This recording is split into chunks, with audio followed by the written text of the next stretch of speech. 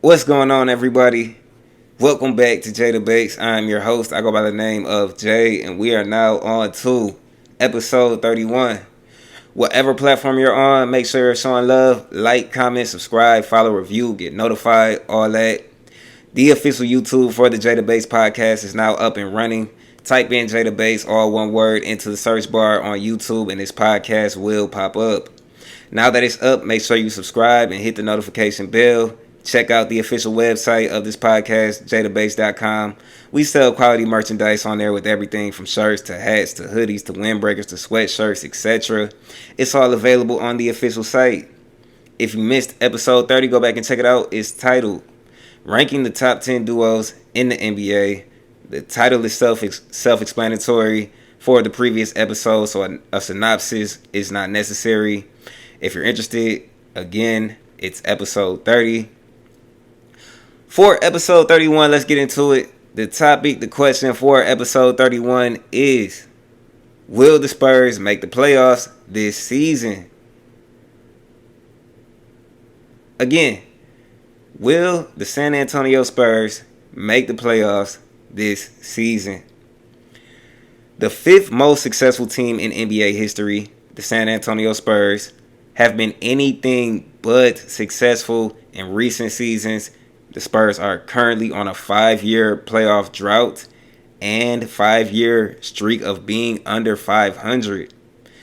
Despite another horrendous year under their belt in the 23-24 season, things are starting to look brighter for this franchise. Last year, they drafted generational talent Victor Wembanyama.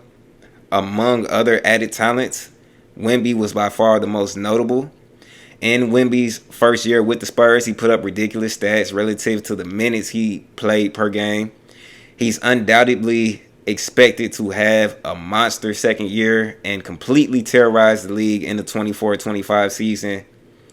Will Wemby, other new talents added to this roster, and arguably the greatest coach of all time, Greg Popovich, finally end their playoff missing streak this upcoming season? Let's look at why and why not. The reasons why the Spurs will end their playoff missing streak is centered around their center. At 7'4", Victor Wembanyama averaged 21 points, 10.6 rebounds, 4 assists, 3.6 blocks, and 1 steal per game. Offensively, he was good due to his obvious height advantage over everyone, shooting ability, and his ability to somehow skillfully dribble. On defense, Wemby is even better. Wemby finished second in Defensive Player of the Year voting, which is an award a lot of people feel he was robbed for. In episode 25, I explored whether or not he was truly the more deserving player for this award. Award or not, Wemby was a top 2 rim protector in the NBA his rookie year. Describing how problematic Wemby was to opposing teams on defense, I said in episode 25, and I quote, "It's simply not fair. The man literally forces teams to pass up layups when they're right under the rim, and he's 10 feet behind them." End quote. This quote says enough. The amount of points Wemby prevents from being scored simply by being in the paint is probably in the double digits per game on average. Wemby's impressive stat line and impactful defense was done in only about 30 minutes of playing time per game. It's pretty scary to think what types of numbers and impact he will have playing 8 to 10 more minutes next season when he's fully unleashed and not on a minutes restriction. I believe Wemby will improve his stats across the board and be even more of a defensive nightmare. Moving aside from their most valuable asset, San Antonio recently added some notable players such as 4th overall pick Stephon Castle, seasoned vet and NBA champion Harrison Barnes, and 9-time All-Star Chris Paul. Stephon Castle was one of the best rookie performers in the Summer League despite only playing one game. In 29 minutes, Castle racked up 22 points, 5 rebounds, 4 assists, 1 steal, and 1 block. His body control when attacking the rim, his finishing ability, his patience, and his defense castle displayed in both his championship-winning college season and in his one summer league game are all very good NBA-ready signs. With Wemby holding down the paint, Castle can hold down the perimeter, and the Spurs should be able to make a noticeable improvement in perhaps their biggest weakness as a team, defense. Even with the runner-up for the Defensive Player of the Year award on their team, the Spurs were ranked 22nd in defensive rating and had the 6th most points per game scored on them. Looking into next season, I'm convinced the Spurs will collectively perform better as a team on defense. The next notable pickup, Harrison Barnes, will likely add efficient scoring to the Spurs both inside and outside the paint. Last season, he shot 47% from the field, 39% from 3, and had a true shooting percentage of 61%. Not saying Barnes is a high-level scorer, but I do expect efficient scoring from both the 3 and the post. Seeing that the Spurs scored the 7th least points on average, shot the 5th lowest field goal percentage, and also had the 2nd worst 3-point percentage, their desperate need for help in these categories is something Barnes can improve. Lastly, future NBA Hall of Famer and top 10 point guard of all time, Chris Paul is who I believe will have the most impact on this team's playoff push. Even if Paul doesn't start, I'm looking at factors beyond him playing starter minutes and being the 2nd or 3rd option on this team. His mentorship combined with the mentorship of Popovich will likely cause a lot of the younger Spurs to make rapid improvements in their game and their IQ. I mentioned in episode 26, and I quote, Chris Paul has improved the record of every franchise he's joined except the Golden State Warriors. End quote. Long story short, Paul improved the Hornets, or the Pelicans of today, from an 18-64 record to a peak 56-win team. He made a similar difference when he joined the Clippers, and he helped the Rockets and Suns achieve franchise best records the year he joined them. As a 37% three-point shooter and a 9-time all-defensive first-teamer, Paul should be able to make a difference in his new team's weaknesses of shooting and defense. Not the difference prime CP3 would have made, of course, but a difference nonetheless. On offense, Wemby may average anywhere from 5 to 10 more points per game with the minute increase, basically assuming he's not on a minute restriction anymore. And 5-time assist champ CP3 will likely be a great facilitating playmaker for him as he's been his entire career.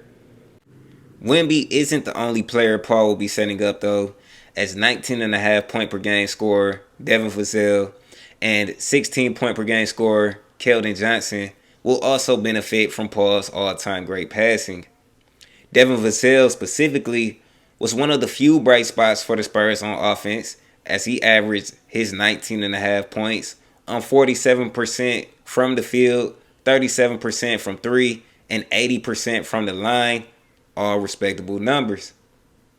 Newly added Barnes, his efficient scoring ability should also cause the offense to produce more points and be better systematically.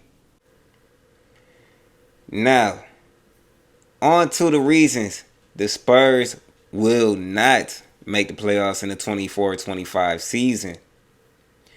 One of the most obvious reasons is that they are in a stacked Western Conference. The Thunder, Nuggets, Wolves, Mavericks, Suns, Lakers, Pelicans, Kings, Warriors, and Grizzlies with a healthy Ja are all an intimidating stack of teams the Spurs will have to compete with record-wise to clinch a spot in the playoffs. As I said in episode 29, even a Kings team that won 46 games last season still didn't even clinch a playoff berth in the Western Conference. If I had to take a guess, I say the Spurs need to win at least 45 games to make the play-in.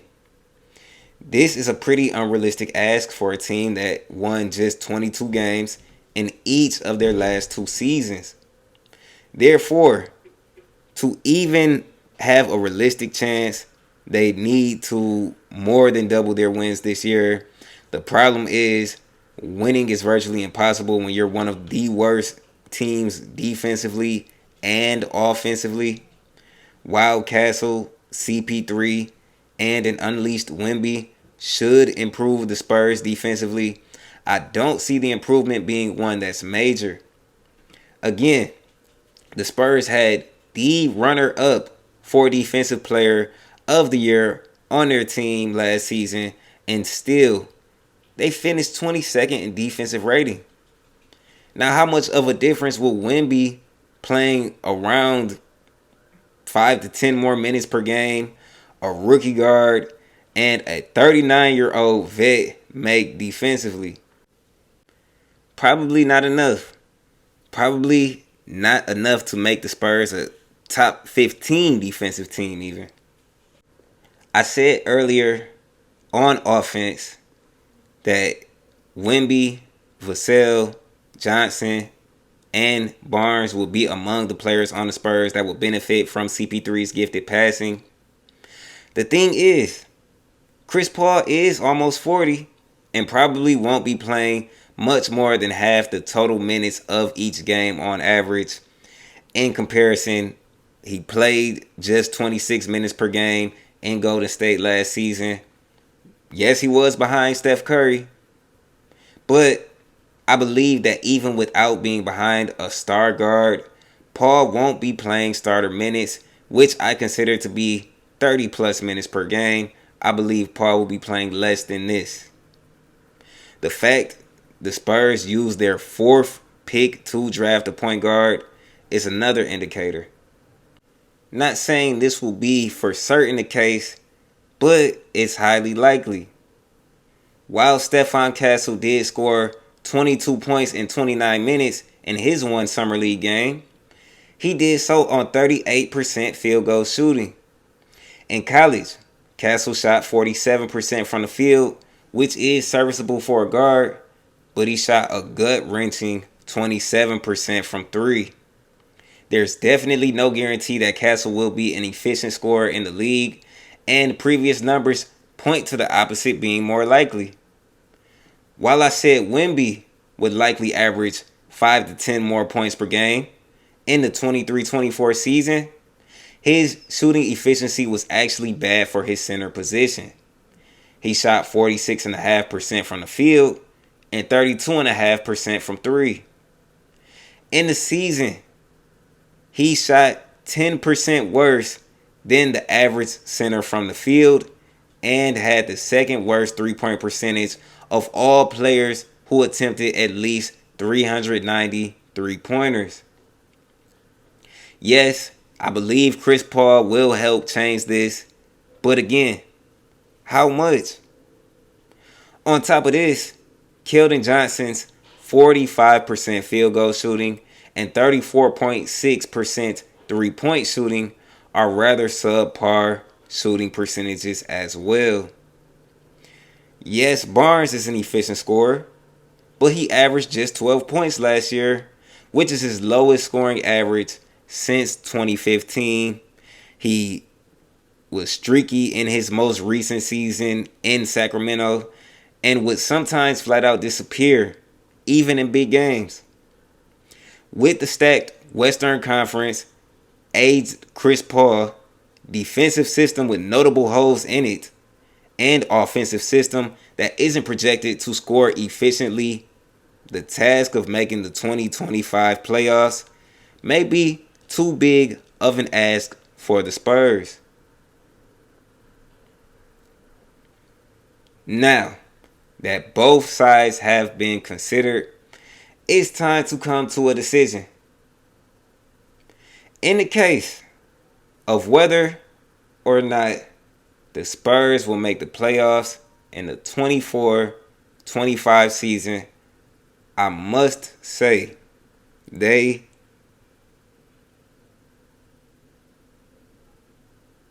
will not.